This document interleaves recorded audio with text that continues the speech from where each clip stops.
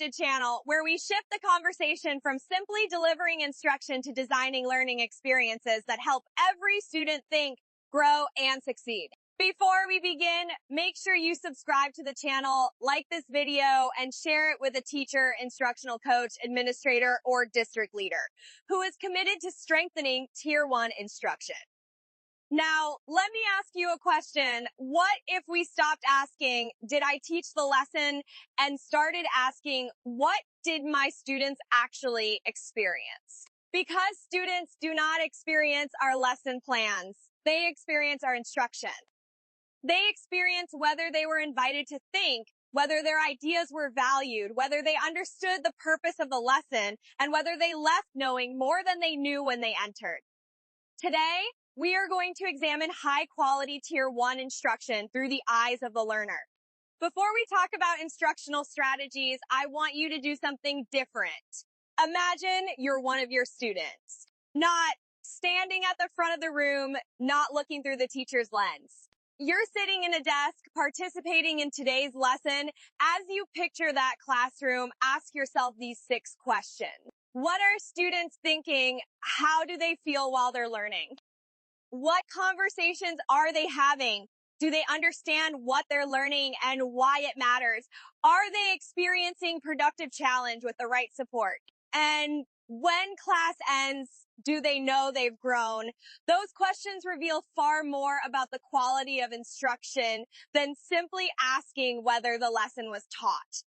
When we evaluate instruction, we often focus on teacher actions. Did the teacher post the learning target? Did the teacher ask questions? Did the teacher use a particular strategy? Those questions matter, but they are incomplete. The more powerful question is, what happened for students because of those actions?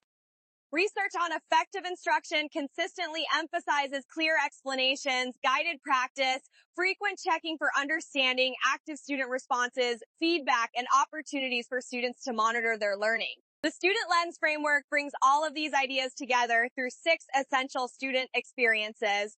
When high-quality Tier 1 instruction is happening, every student should be able to say, I think, I belong, my voice matters, I own my learning, I grow through productive struggle. I reflect on my progress.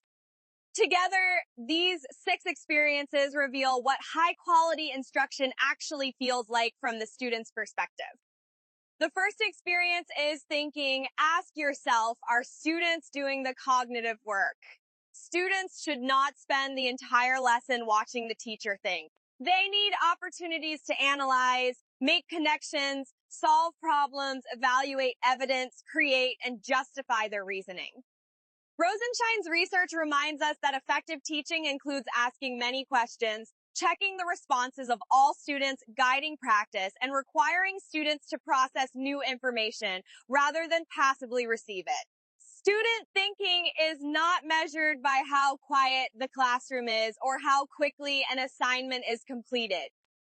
It is revealed through reasoning, explanations, annotations, questions, models, writing, and problem solving. The student voice for this experience is simple. I am doing the thinking.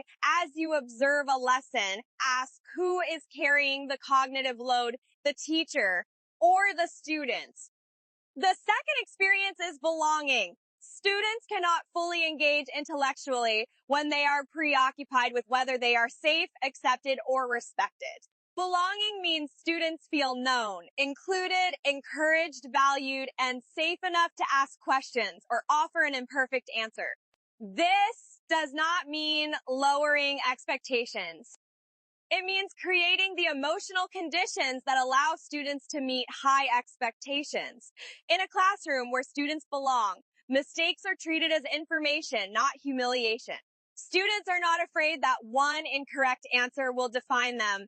The student voice is, I know my teacher believes in me. Look beyond whether students appear compliant. Ask whether every student has meaningful access to participation. Who speaks? Who is interrupted? Whose ideas are developed? Who receives encouragement?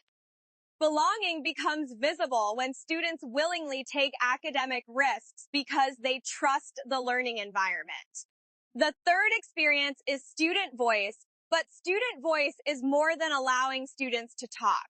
The stronger question is, are students using purposeful discourse to make their thinking visible? Students should explain their reasoning, ask meaningful questions, use evidence, listen to understand, build on another person's thinking, challenge ideas respectfully, and revise their conclusions.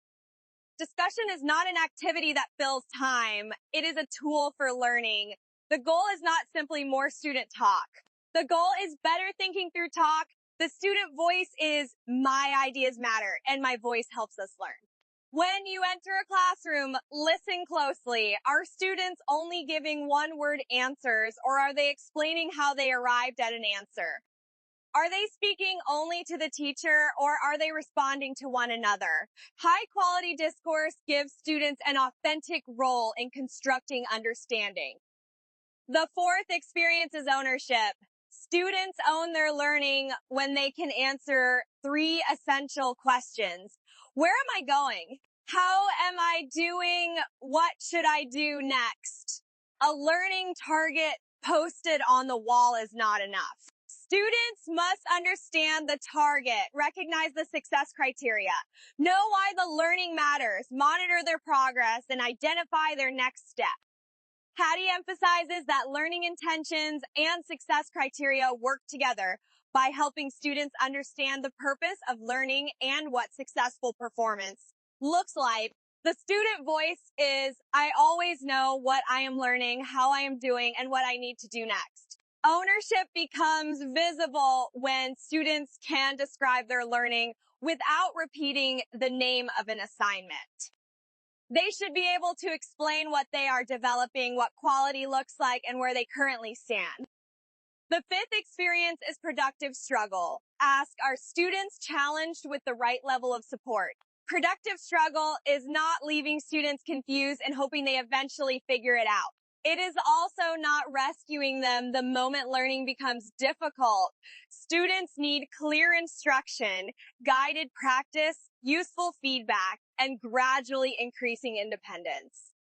Rosenshine found that effective teachers provide models, guide practice, check understanding, correct errors, and only then move students toward more independent work.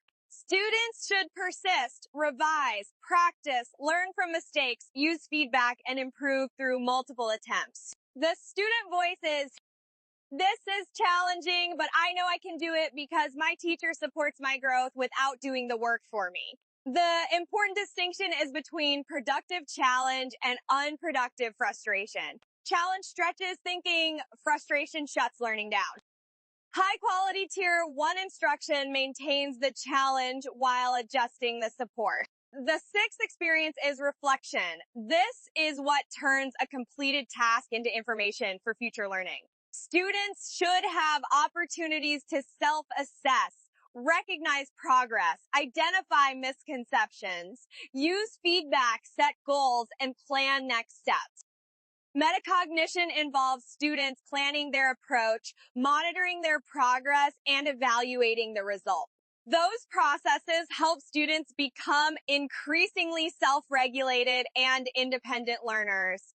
Reflection should not be limited to asking, how did you feel about the lesson? Students need to reflect on evidence. What did I understand? Where did I struggle? What strategy helped? What changed in my thinking? What will I do next? The student voice is, I know how I have grown today, and I know what comes next. Reflection is not an extra activity after learning. Reflection is part of learning. Now we move from ideas to evidence. During a walkthrough, do not only ask what the teacher did, ask what evidence students are leaving behind for thinking, look for reasoning, annotations, explanations, models, and problem solving. For belonging, observe participation, risk-taking, questioning, and whether students appear comfortable seeking help. For voice, listen for academic conversations, evidence-based responses, and students building on one another's ideas. For ownership, look for students using learning targets, success criteria, goal trackers, and self-monitoring tools. For productive struggle, look for drafts, revisions, feedback cycles, corrected misconceptions, and improvement across attempt. For reflection, look for self-assessments, learning reflections, goal setting, and next step planning. Feedback is most useful when it helps both teachers and students understand current progress and determine what should happen next. These artifacts tell us whether instruction produced an actual learning experience rather than simply a completed lesson. As educators, we have the responsibility to ensure every student experiences these 6 things every day. They deserve opportunities to think deeply, feel like they belong, use their voice, own their learning, grow through challenge, and reflect on their progress. These experiences don't happen by chance. They happen because we intentionally design instruction with students at the center. When we change the student experience, we change learning. And when we change learning, we change lives. Before you leave, I want you to imagine that I interviewed 5 students from your classroom today. Could they honestly say, I did the thinking, I felt like I belonged? My ideas mattered. I owned my learning. I grew through challenge.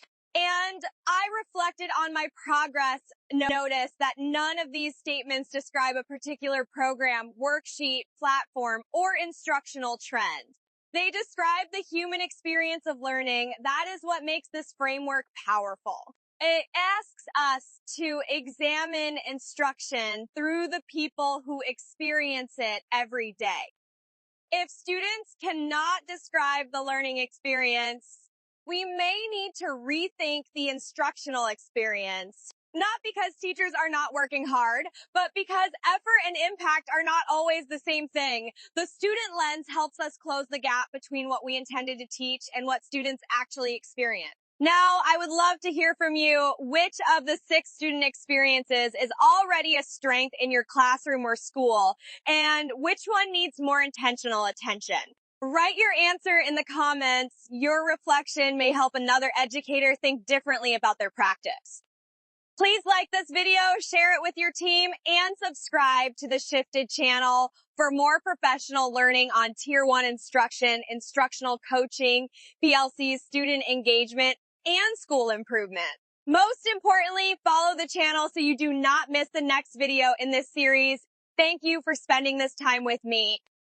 Until next time, keep shifting the focus from what was taught to what students experience.